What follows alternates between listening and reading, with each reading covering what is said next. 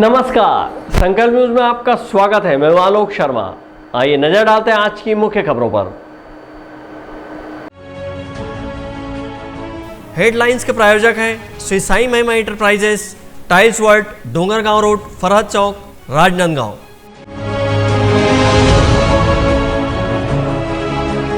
जिला न्यायालय परिसर में चाइल्ड फ्रेंडली रूम का किया गया शुभारंभ।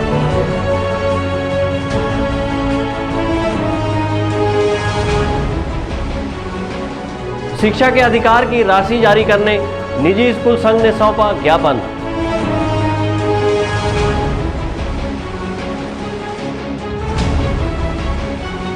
और कोरोना टीकाकरण में पुरुषों को पीछे छोड़ महिलाएं हुई अव्वल। अब खबरें विस्तार से। न्यायालय में गवाही देने आने वाले बच्चों के मन में भय को दूर करने के उद्देश्य से राजनांदगांव जिला न्यायालय परिसर में जिला एवं सत्र न्यायाधीश ने चाइल्ड फ्रेंडली रूम का शुभारंभ किया। इस दौरान राजनांदगांव के कलेक्टर तारण प्रकाश सिन्हा भी उपस्थित रहे। लैंगिक अपराधों से प्रभावित बच्चे अपने साथ न्याय के लिए गवाही देने कोर्ट में पहुंचते हैं। इस दौरान उनके मन से भय और दबाव को दूर करने के उद्देश्य से उच्चतम न्यायालय के निर्देश पर राजनांदगांव जिला न्यायालय में चाइल्ड फ्रेंडली रूम का निर्माण किया गया है। इस चाइल्ड फ्रेंडली रूम का शुभारंभ जिला एवं सत्र न्यायाधीश विनय कुमार कश्यप के कर कमलों से किया गया। यहाँ बच्चों के लिए खेल खिलौने और कॉमिक्स रखे गए हैं। वहीं दीवारों पर कार्टूनों का आकर्षक चित्रण भी किया गया है। इस चाइल्ड फ्रेंडली रूम को किलकारी कक्ष का नाम भी दिया गया है। इस कक्ष के निर्माण को लेकर जिला एवं सत्र न्यायाधीश विनय कुमार कश्यप ने कहा कि बच्चे जितनी देर भी यहाँ रहते हैं तब तक उन्हें अच्छा माहौल मिले और उनके मन से डर भय निकालकर न्यायालय में पारिवारिक माहौल की अनुभूति करें।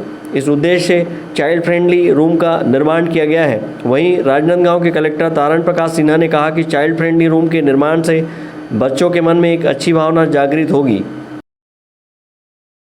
कोर्ट होता है जिसमें बच्चों के साथ जो सेक्सुअल ऑफेंस होते हैं उसके उनके मामले चलते हैं और जो विक्टिम हैं उनके बच्चे छोटे छोटे जो आते हैं उन्हें एक वातावरण मिले कि जिन्हें घर जैसा लगे।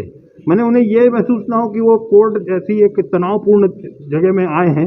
तो बच्चों को एक माहौल देने के लिए ये एक प्रयास है और कर्तव्य भी है हमारा कि बच्चे जो भी इनोसेंट हैं उन्हें इन सब चीज़ों से दूर रखें और वो जितनी देर भी उनके पेरेंट्स अगर यहाँ हैं केस में तो वो बच्चों को एक अलग माहौल मिले, खेलना कूदना और थोड़े बहुत जो मैंने पढ़ाई वढ़ाई की भी कुछ पुस्तकें रखी जा सकती हैं और उससे उनको एक माहौल मिलता है।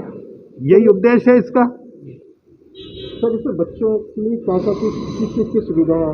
बच्चों के तो हम देखेंगे, उसके अलावा और किसी तरह की सुविधा? अब सपोज जैसे बच्चे छोटे छोटे बच्चे आते हैं उन्हें आप अक्षर ज्ञान दे सकते हैं और नंबर सिखा सकते हैं। थोड़ा छोटे छोटे, एक्चुअली ये बहुत छोटे छोटे बच्चों के लिए है, ये एकदम बड़े बच्चों के लिए नहीं है। हाँ, न्यायाधीश महोदय के मार्गदर्शन में और एडीजे साहब के मार्गदर्शन में बहुत अच्छा सेंटर बच्चों के लिए जिला न्यायालय में बनाया गया है। और इसका उद्देश्य ये है कि जो छोटे बच्चे, बहुत छोटे बच्चे कोर्ट आते हैं तो उनको एक ऐसा एटमॉस्फेयर मिले कि उनके मन में न्यायालय के प्रति एक अच्छी भावना रहे। तो जिला न्यायाधीश महोदय के मार्गदर्शन में बहुत अच्छा रूम, सुंदर रूम बनाया गया है और मुझे लगता है कि इससे आने वाले समय में बच्चों के मन में जो कोर्ट आते हैं एक अच्छी भावना कोर्ट के लिए रहेगी। पॉक्सो एक्ट से संबंधित अपराधों की सुनवाई फास्ट ट्रैक कोर्ट में की जाती है। इस विशेष न्यायालय के बाजू में ही चाइल्ड फ्रेंडली रूम का निर्माण किया गया है। फास्ट ट्रैक विशेष न्यायालय के अपर जिला एवं सत्र न्यायाधीश शैलेश शर्मा ने कहा कि पॉक्सो एक्ट से संबंधित मामलों का निराकरण के लिए न्यायालय पहुंचे बच्चों को उनके अनुकूल माहौल देने और तनाव को कम करने, उनके मन से डर की भावना को दूर करने के उद्देश्य से चाइल्ड फ्रेंडली रूम का शुभारंभ किया गया है। वहीं विधिक सेवा प्राधिकरण के सचिव देवाशीष ठाकुर ने कहा कि चाइल्ड फ्रेंडली रूम में बच्चों के लिए खेल खिलौने रखे गए हैं जिससे यहाँ गवाही के लिए आने वाले बच्चों के मन में भय दूर होगा और उन्हें अच्छा माहौल मिलेगा। माननीय उच्चतम न्यायालय के दिशा निर्देश पे और राष्ट्रीय विधिक सेवा प्राधिकरण, राज्य विधिक सेवा प्राधिकरण की मंशा के अनुरूप पॉक्सो एक्ट से संबंधित जो मामले का निराकरण विशेष न्यायालय द्वारा किया जाता है उन मामलों में 18 वर्ष से कम उम्र की बच्चियां और बच्चे के साथ अपराध होने के संबंध में गवाह देने के लिए आते हैं और उनके मन में एक डर, भय, आतंक की भावना बनी रहती है। इसी भावना को दूर करने के लिए चाइल्ड फ्रेंडली कक्ष रूम का निर्माण हर विशेष न्यायालय में किया जाता है। प्रारंभ किए जाने का उद्देश्य यही है कि जब बच्चे घर से यहाँ कोर्ट में किसी के विरुद्ध गवाही देने आए तो उनके मन में ऐसी भावना नहीं आनी चाहिए कि वे कोर्ट परिसर में आए हैं। उनको ऐसा लगना चाहिए कि वो परिवार के बीच में है। इसीलिए खिलौने, उनके टॉयज़, न्यूज़पेपर, कॉमिक्स की पुस्तकें और जो भी खेलने कूदने की चीज़ें हैं वो सारी चीज़ें रखी जाती है ताकि वो हमारे साथ एक फ्रेंड जैसा माहौल उत्पन्न हो और उत्पन्न होने के बाद वो हमसे घुल मिलकर सारी घटनाओं को सही बता सके, जिससे वास्तव में जो ऐसे बच्चों के साथ अपराध होता है उस अपराधियों को दंडित किया जा सके और ऐसे अपराधों में कमी आए। आज का कार्यक्रम ये है कि हमारे ऑनरेबल सुप्रीम कोर्ट के डायरेक्शन में हर कोर्ट में एक चाइल्ड फ्रेंडली रूम बनना है। उसका पर्पस ये है कि जो भी बच्चे आते हैं गवाही देने के लिए आते हैं तो उनको एक फ्रेंडली एटमॉस्फेयर मिले। तो उस रूम में हमारे माननीय स्पेशल जज शैलेश शर्मा साहब, उनके कोर्ट में जो की कार्रवाई होती है पॉक्सो केसेस के, तो उसमें जो भी बाल साक्षी आते हैं उनको एक हेल्दी एटमॉस्फेयर मिले ताकि वो कोर्ट में आए तो थोड़ा भयभीत ना हो। तो उनके लिए एक प्रॉपर एक रूम है जिसमें उनके खिलौने हैं वहाँ पे और बाकी पेंटिंग्स वगैरह हैं, तो ताकि उनको एक अच्छा स्वस्थ वातावरण मिले। तो इस उद्देश्य से ये चाइल्ड फ्रेंडली रूम का आज उद्घाटन किया गया है। एक हेल्दी एटमॉस्फेयर मिल जाएगा और ताकि वो भयभीत ना हो। कोर्ट चूँकि सबके लिए एक नया होता है, बच्चों के लिए सामान्य तौर पे उनको थोड़ा सा एक नया वातावरण होता है, तो उनको एक शांत वातावरण में उनको एक लगेगा होमली अफेयर है, तो आके इस तरीके से आसानी से अपना गवाही भी दे सकेंगे और कोर्ट भी अटेंड कर सकेंगे। तो ये उनका उद्देश्य है आज का। फास्ट ट्रैक कोर्ट में बच्चे किसी के विरुद्ध गवाही देने पहुंचते हैं तो उनके मन में एक भय और झिझक देखी जाती है, लेकिन न्यायालय परिसर में ही अगर उन्हें खेल खिलौने मिलेंगे तो निश्चित ही उनके मन से भय काफ़ी हद तक कम हो जाएगा और बच्चे बिना किसी डर के आप बीती बता पाएंगे, जिससे दोषियों को उनके किए की सज़ा देने में आसानी होगी और अपराधों में भी कमी आएगी। फास्ट ट्रैक कोर्ट के समीप बने इस चाइल्ड फ्रेंडली रूम का नज़ारा किसी प्ले स्कूल की तरह ही दिखाई दे रहा है, जो बच्चों और उनके अभिभावकों के मन में न्यायालय के प्रति आस्था को और मजबूत करेगा। जिला न्यायालय परिसर में बने इस चाइल्ड फ्रेंडली रूम के उद्घाटन अवसर पर जिला एवं सत्र न्यायाधीश सहित सभी न्यायाधीश उपस्थित रहे। अवधेश यादव के साथ हफीज़ खान, संकल्प न्यूज़। छत्तीसगढ़ निजी विद्यालय संघ राजनांदगांव द्वारा आरटीई के तहत लंबित भुगतान किए जाने और अपनी विभिन्न मांगों को लेकर राज्यपाल के नाम कलेक्टर को ज्ञापन सौंपा है। कोरोना काल में आर्थिक तंगी से जूझ रहे निजी स्कूल के संचालकों ने आज कलेक्ट्रेट कार्यालय पहुंचकर आरटीई के तहत लंबित भुगतान और अपनी विभिन्न मांगों को लेकर राज्यपाल के नाम ज्ञापन सौंपा है। इस दौरान निजी विद्यालय संघ के पदाधिकारियों ने राजनांदगांव के साथ भेदभाव करने का आरोप लगाते हुए कहा कि प्रदेश के अन्य जिलों को आरटीई के तहत वर्ष 2018-19 तक की राशि का भुगतान कर दिया गया है। सिर्फ राजनांदगांव जिले में ही पिछले 2-3 वर्षों का भुगतान लंबित है। लगातार अपनी मांगों को लेकर के क्योंकि जो गवर्नमेंट की एक बहुत महत्वपूर्ण योजना है आरटीई, राइट टू एजुकेशन, इसके तहत हमारे राजनांदगांव जिला में निजी विद्यालय जो विद्यालय हैं उनकी लगभग 3 वर्षों से उनकी कक्षों की राशि अब जब प्राप्त नहीं हुई है, तो उसी के लिए हम लोग यहाँ पर आज राज्यपाल महोदय, मुख्यमंत्री और कलेक्टर साहब के नाम से ज्ञापन देने आए हुए हैं ताकि हमारी मांगों को अविलंब पूर्ण किया जाए। और देखने में आया कि बहुत से पालक हैं जो बिना टीसी के प्रवेश ले लेते हैं और उस विद्यालय की शुल्क नहीं बताते हैं, तो एक बहुत बड़ी समस्या है, उसको भी हम मांग कर रहे हैं। और कोरोना काल में जब विद्यालय बंद थे उनकी जो बसों का टैक्स है उसकी भी मांग है कि उस टैक्स में छूट दी जाए। और कोरोना काल की स्थिति में उनका जो लोन लिए हैं, जो उनकी किस्त होती है, उन किस्त के लिए भी हमें कुछ दिन के लिए समझ लिया जाए और उसमें अतिरिक्त ब्याज न जोड़ी जाए, ये हमारी मांग है। राज्यपाल के नाम ज्ञापन सौंपने पहुंचे निजी विद्यालय संघ के पदाधिकारियों ने कहा कि जिले में लगभग 309 निजी विद्यालय हैं, जिनमें बड़े विद्यालयों को आरटीई के तहत प्रतिपूर्ति राशि दे दी गई है। वहीं लगभग 300 विद्यालयों को अब तक भुगतान नहीं किया गया है। राज्यपाल के नाम सौंपे गए अपने ज्ञापन में उन्होंने कहा कि आरटीई के तहत लंबित राशि शीघ्र प्रदान की जाए। वहीं लोक शिक्षण संचालक द्वारा बिना किसी दस्तावेज, टीसी अथवा अंक सूची के बच्चों को स्कूल में प्रवेश देने जारी किए गए आदेश पर तत्काल रोक लगाई जाए। उन्होंने अपने ज्ञापन में कहा कि 2 अगस्त से स्कूल खोलने के आदेश के पूर्व निजी स्कूलों की मान्यता नवीनीकरण किया जाए। सहयोगी विकल्प श्रीवास्तव के साथ हफीज़ खान, संकल्प न्यूज़। छत्तीसगढ़ और मध्य प्रदेश राज्य ने एक साझा अभियान चलाकर राज्यों के सीमावर्ती जिला राजनांदगांव और बालाघाट के गांवों में मलेरिया मुक्त करने की मुहिम शुरू की है और 36 गांवों का सर्वे कर मलेरिया का सघन जांच किया जा रहा है। छत्तीसगढ़ राज्य के राजनांदगांव और मध्य प्रदेश के बालाघाट जिले के सीमावर्ती गांवों के लोगों को मलेरिया से बचाने के लिए एक अभिनव पहल दोनों राज्यों के सीमावर्ती जिलों के कलेक्टर ने की है। दोनों जिलों के स्वास्थ्य विभाग के अमलों द्वारा सीमा क्षेत्र के गांव में मास स्क्रीनिंग कार्यक्रम के तहत घर घर सर्वे कर मलेरिया की जांच व उपचार किया जा रहा है। जिला मुख्य चिकित्सा एवं स्वास्थ्य अधिकारी डॉक्टर मिथिलेश चौधरी ने बताया कि राजनांदगांव जिला महाराष्ट्र और मध्य प्रदेश राज्य की सीमा से लगा हुआ है। छत्तीसगढ़ मलेरिया मुक्त अभियान के तहत दोनों राज्यों के सीमावर्ती गाँव में मलेरिया सघन जाँच एवं उपचार अभियान चलाया गया। इसको लेकर दोनों जिलों के स्वास्थ्य विभाग के मैदानी अमले ने जिले के सीमावर्ती गाँव मलैदा, घाघरा, सालेवारा सहित 36 गांव में पहुंचकर लोगों का 100% रक्त जांच किया और मलेरिया पॉजिटिव आने पर उपचार किया। राजनांदगांव जिला 2 राज्य से लगा हुआ है, महाराष्ट्र और मध्य प्रदेश। तो हम लोग जो हमारा जो बॉर्डर विलेजेस है वहाँ पर एक दिन बालाघाट जो ज़िला मध्य प्रदेश का है, जो हमारे खैरागढ़ और शिवदान से लगा था, और जो राजनांदगांव जिले के और दोनों तरफ के बॉर्डर के गांव एक ही दिन में, दोनों जो लगभग 38 गांव थे, सभी में एक दिन में ही सर्वे किया गया और जो उसमें पॉजिटिव पाएगा उनको तत्काल उपचार दिया गया। और ये लगातार प्रयास हमारा चल रहा है, सघन सर्वे चल रहा है। मलेरिया मुक्त छत्तीसगढ़ के तहत राजनांदगांव जिले में भी इसी तरह कार्य हो रहा है। और अब यहाँ आगामी दिनों में हम लोग Maharashtra border, Kawardha border, Balod border और कांकेर बॉर्डर में जो हमारे गांव लगे हुए हैं, सभी पर इस तरह का अभियान चलाएंगे ताकि हम मलेरिया के संक्रमण को तेज़ी से ख़त्म कर सकें। मच्छरदानी का वितरण भी किया जा रहा है। मच्छरदानी का वितरण किया जा रहा है, DDT स्प्रे किया जा रहा है।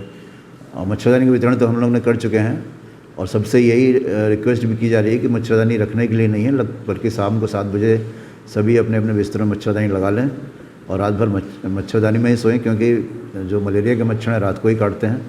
उसमें गर्भवती महिला और छोटे बच्चों को और जो 60 साल के ऊपर के व्यक्ति हैं सबको सुरक्षित रखने में बेहतर काम करेगा मच्छरदानी। और सभी से, आम जनता से भी निवेदन है कि मच्छरदानी को लगाकर ही सोया करें ताकि डेंगू और मलेरिया जैसी बीमारी से हम बच सकें। जिला मुख्य चिकित्सा एवं स्वास्थ्य अधिकारी डॉक्टर मिथिलेश चौधरी ने बताया कि मलेरिया उन्मूलन के तहत गांव-गांव में लोगों को मच्छरदानी का वितरण किया गया है। इसी तरह घरों में DDT का छिड़काव किया गया है। उन्होंने बताया कि आगामी दिनों में महाराष्ट्र सीमा से लगे छुरिया, मानपुर, मोहला, चौकी सहित राजनांदगांव जिले के सीमावर्ती जिले कांकेर, कवर्धा और बालोद जिले से सटे गाँव में मलेरिया उन्मूलन अभियान चलाया जाएगा और जिले को मलेरिया मुक्त बनाया जाएगा। उन्होंने लोगों को मच्छरदानी लगाकर सोने की अपील की और वहीं पूरे शरीर को ढकने वाले कपड़े पहनने की हिदायत दी है। अवधेश यादव के साथ परमानंद रजक, संकल्प न्यूज़। अब वक्त है ब्रेक का। ब्रेक के बाद आप देखेंगे कोरोना टीकाकरण में पुरुषों से आगे महिलाएं।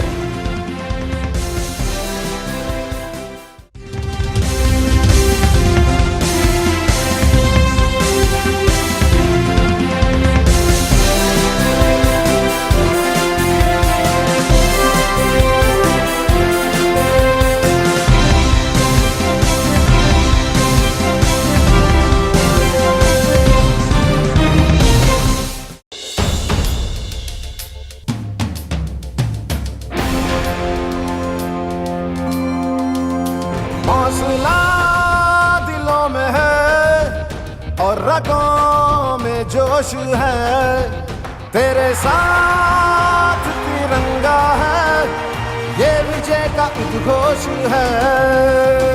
तू ठान ले अब जीत को अंजाम दे।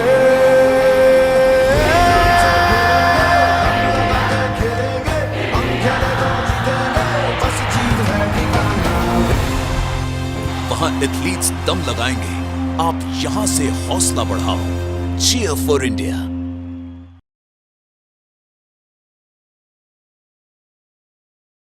जोश है, जान है, अपने इंडिया की शान है, आज नहीं बरसों से की टोक्यो की तैयारी है, तैयारी है, तैयारी है, टोक्यो की तैयारी है। अपने चैंपियंस, अपने ओलंपियंस, हाँ उतरेंगे मैदानों में जब अपने ये खिलाड़ी जीतेंगे बाजी, देखेंगी दुनिया सारी,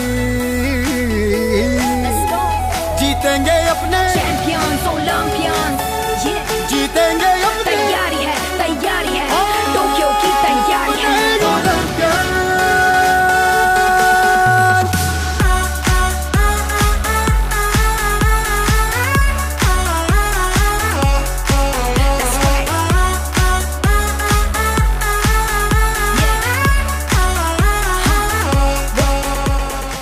जोश है, जान है, अपने इंडिया की शान है, आज नहीं बरसों से की टोक्यो की तैयारी है, तैयारी है, तैयारी है, टोक्यो की तैयारी है। अपने चैंपियंस, अपने ओलंपियंस, हाँ उतरेंगे मैदानों में जब अपने ये खिलाड़ी जीतेंगे बाजी, देखेंगी दुनिया सारी, जीतेंगे अपने चैंपियंस, ओलंपियंस, जीतेंगे अपने, तैयारी है, टोक्यो की तैयारी है।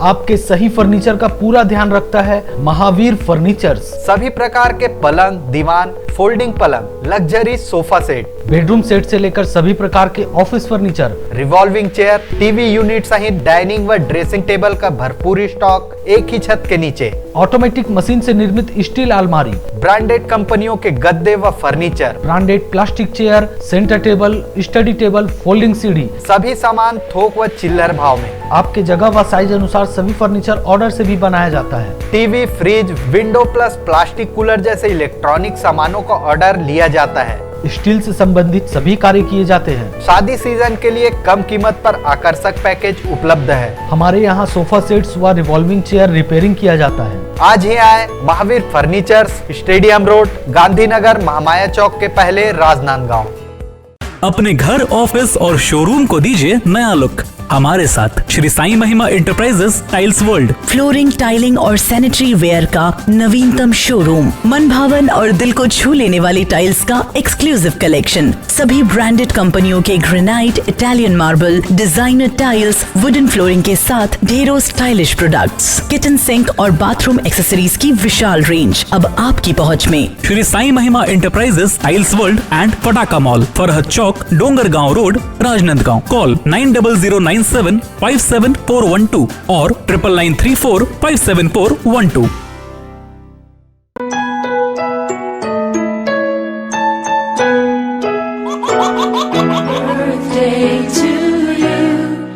आप अपने बच्चे के जन्मदिन को बनाइए खास संकल्प केबल नेटवर्क के साथ। सिर्फ 500 रुपए में 30 सेकंड का विज्ञापन हर 3 गाने के बाद, और आपको मिलेगा 1 पाउंड का केक फ्री। आप अपने बच्चे की तस्वीर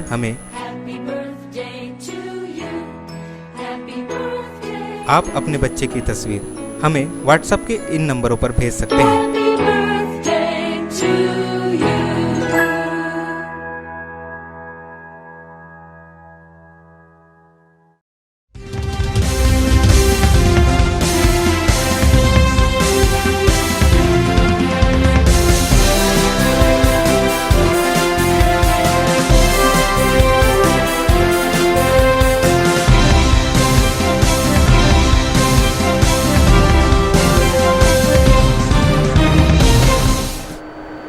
ब्रेक के बाद आपका स्वागत है।